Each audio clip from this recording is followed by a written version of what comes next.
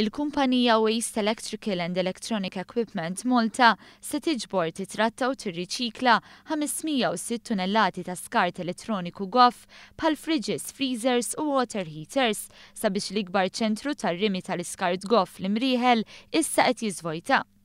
We Malta tirrappreżenta 380 kumpanija li jimpurtaw prodotti elettroniċi u għandhom l-obbligu li jiffinanzjaw il-ġbir, it-trattament u riċiklaġġ ta' dawn il-prodotti meta jintremew.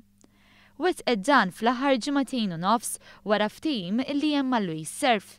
Il-kap tal-operat ta' We Malta, Sergio Mallija, spjega l-proċess ta' din il-ħidma kif ukoll li issa ċ-ċentru tal-imrieħel ħarruh mill-materjal li kellu qabel. Fl-aħħar ġimagħtejn u nofs, We Malta mill-imrieħel biss qabbiet mal-11 il-trailer għall-esportazzjoni ta' dawna il-freezers u hawnhekk kif qed taraw warajja il-post kważi imbattal mill-fridges u anke mill-freezers li sa ftit tal-ġimgħat ilu kien impossibbli kważi li tgħaddi. Is-Sur Mallija spjega wkoll l-isfidi ta' dan l-operat fosthom li trid ħafna dokumentazzjoni u permessi li jieħdu l-ħin sabiex jiġi esportat il-materjal barra minn Malta, kif ukoll li jilħqu l-miri ambjentali skont il-liġijiet stipulati. Sfortunatament, ħafna mill-fridges u ħafna mill-freezers li aħna niġbru qed ikunu ħielsa jew inkella vandalizzati minn dak li jissejjaħ il-kompressur jew inkella mill-cables